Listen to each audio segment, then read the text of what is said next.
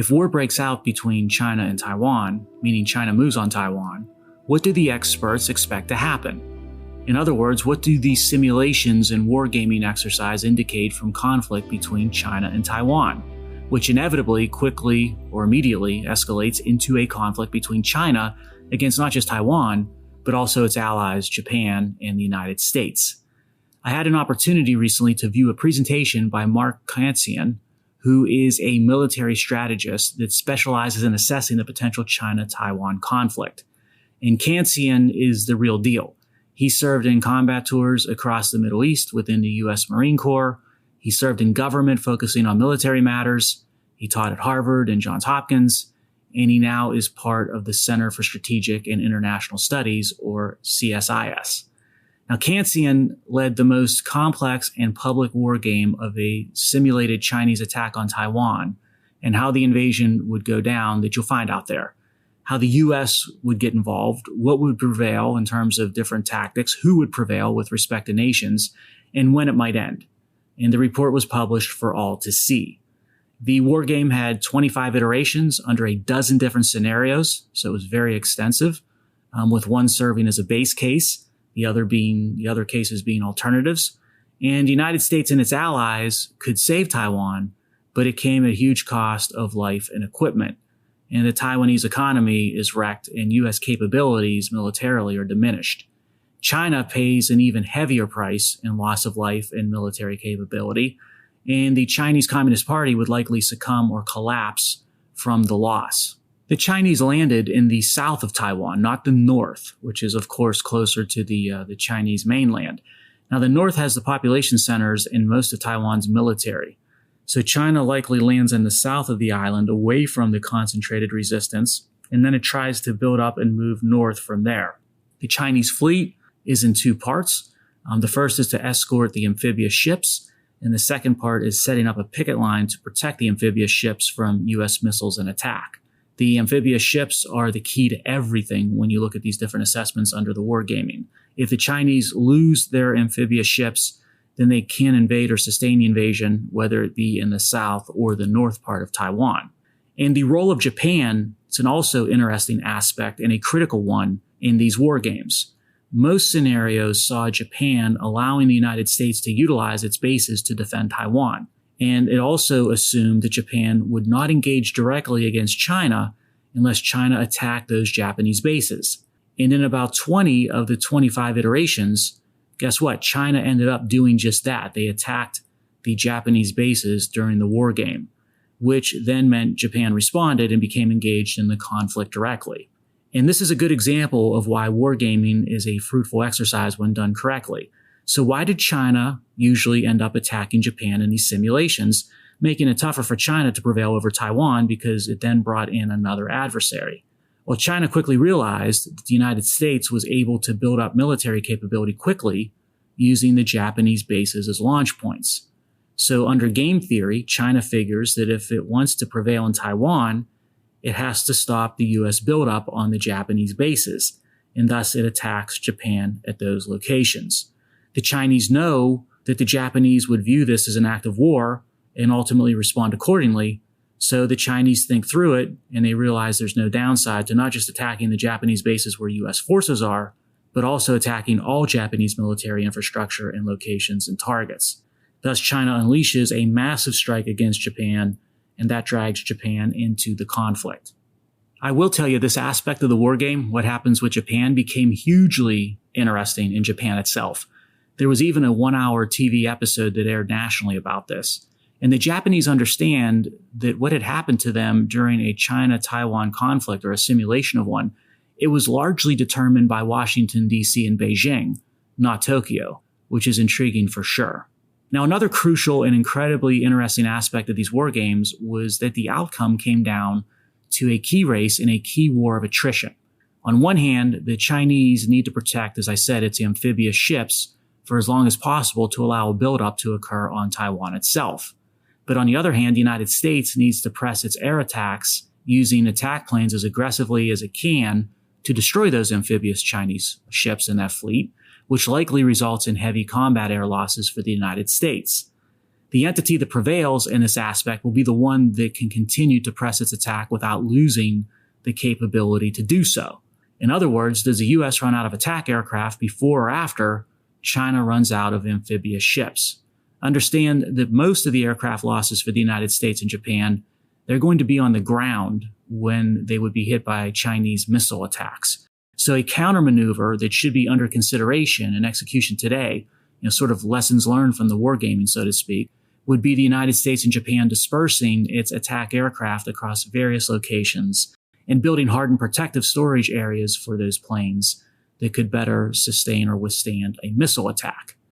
And make no mistake, no matter what the iteration or scenario, the Chinese are able to land troops on Taiwan. China just overwhelms initial defenses to be able to traverse the sea straits and land the troops.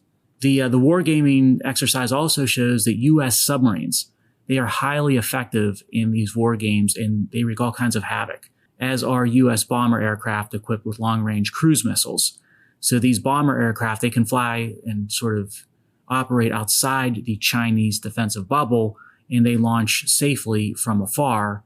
And then the issue of both advantages, whether it's the submarines or those bomber aircraft, it comes down to the inventory of each, and specifically of long-range cruise missiles, as well as the submarines. They're limited and they need to be increased if you want to sort of prevent or prevail in a conflict like this.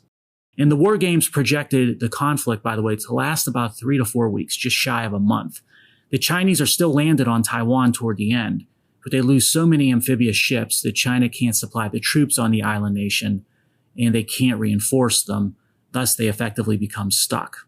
And the main conclusion of the war game exercise was that if the U.S. enters the conflict, it is highly likely that China will ultimately lose in an attempted invasion of Taiwan. And that surprised me. And I think it surprised a lot of the experts that look at this and invest time with it. But we should recognize that an amphibious assault is one of the most, if not the most difficult military exercises to pull off successfully. So maybe I shouldn't be surprised. And the topography of Taiwan lends itself to effective defense. You've got mountains, rivers, and it's an island. Yes, the degree of difficulty for China looking to storm Taiwan, it's actually quite high. So with all that in mind, here are my conclusions and questions. First, do the Chinese and do the American militaries, do they fight effectively? China hasn't fought a major military campaign in decades, at least a generation of soldier. And the US hasn't fought this type of major sort of head-on conflict at scale since perhaps Korea. The base case of the war games assumed both nations were able to fight as equipped and expected. But I'm not so sure. And history, by the way, is on my side with that skepticism, because military history is just rife with the start of conflicts and wars showing great ineptitude of major powers and combatants more often than not. Here's another question. When China attempts to invade Taiwan, the bulk of Chinese military capabilities are focused on protecting, as I said, those amphibious ships, which means mainland China is left relatively unprotected and vulnerable to U.S. attack. But will the United States take advantage of that vulnerability and attack Chinese military locations on the mainland? I can see it now. China launches an attack on Taiwan. The United States engages to protect Taiwan, but then the U.S. hesitates to go all out and attack military targets on the Chinese mainland. We struggle with the E word, as in escalation. And that struggle is deadly in the real world because you end up fighting with one arm tied behind your back. Now consider this special aspect of the China invades Taiwan and creates confrontation with the United States scenario.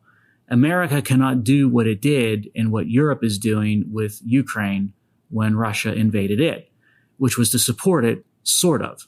And what I mean by sort of is that we obviously did not directly intercede on behalf of Ukraine, nor did NATO. And our support was a measured supply of ammunition and financial aid and limited weaponry. The idea was that we enjoyed the luxury of being able to keep Ukraine on life support and to feed it various needed resources to keep it alive and still keep it fighting Russia, but without ourselves having to be directly intervening and getting in the middle of the fight directly. That luxury or scenario is not going to exist in the case of Taiwan being invaded by China. China will have a very strong defensive bubble that wraps around Taiwan, which means we're not going to be able to supply Taiwan without direct military confrontation.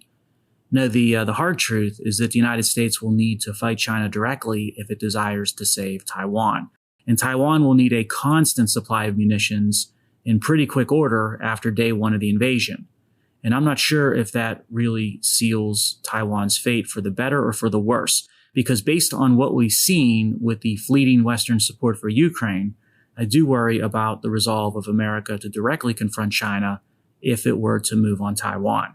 Now, how about this little detail? Will the Taiwanese fight, or will they fold and collapse the minute they're confronted with the brute force of a Chinese invasion? The Wargamers from the Center for Strategic and International Studies, they assumed Taiwan would fight. And when they presented this assumption to Taiwanese leaders, they found an interesting dichotomy on the views of that assumption. The younger generation felt that Taiwan and the Taiwanese would not generally fight, while the older generation felt that Taiwan would handle itself well and the Taiwanese would show fighting spirit. So we can't say for sure, of course, but that is obviously a crucial factor in the overall analysis and outcome. And speaking of will and fighting spirit, what about Americans? Will public opinion in the United States be able to stomach the level of losses that are likely to be suffered if we want to save Taiwan? Heck, will the military leadership be able to stomach those level of U.S. military losses? I've got serious concerns about the ability or willingness, I suppose, of either to do so, especially in the event of a Chinese attack on Taiwan, which for too many Americans looks on the surface to be a fight that's not one of our making or of our direct concern. Think back to World War II. Until the attack on Pearl Harbor, a substantial portion of the American public took the isolationist view and did not want to involve the United States or Americans in the growing conflict across the world. It was only the unprovoked and surprise attack by the Japanese, killing thousands of Americans, that stoked the anger which catalyzed the will to fight. You're not going to have the benefit of that when it comes to China invading Taiwan. And that might make all the difference in the world in 2024. Now, of course, if China unilaterally attacks American military locations, say in Japan or throughout Asia or the Pacific, that could change the overall view and the mood of America. And another reason I'm concerned about this, don't underestimate, of course, the Chinese Communist Party and its ability to manipulate Western media when it comes to painting a favorable picture for China toward creating an image of concern and biased view when it comes to whether or not the United States should become directly involved in a conflict over Taiwan. You take that manipulation via media, which happens every day here in the West, and you add it to our tendency to talk a good game and maybe send financial support and impose sanctions instead of sending troops, that could be a recipe that serves China quite well and spells doom for Taiwan. Now, one final note of this fascinating war game conducted between China and Taiwan. How does the situation, so to speak, end? Now, what I mean, as I said, the war game projected the conflict to span a number of weeks, approaching about a month in duration. And most often, China ends up defeated because it can't supply or supplement the forces that it landed on the island. But that's not the end of the situation or scenario in the real world. Even the optic, don't forget, of a less than favorable outcome for Chinese leadership could push the Chinese Communist Party to the brink of destruction, which means there might not be a simple retreat. And instead, we get an inevitable escalation of the situation. What you might see instead is a point of no return once invasion is started, whereby China continues to double down and escalate because basically it has no downside in doing so. It's facing extinction if it loses the battle for Taiwan, and it's got nothing to lose to push all of its chips in toward truly global conflict.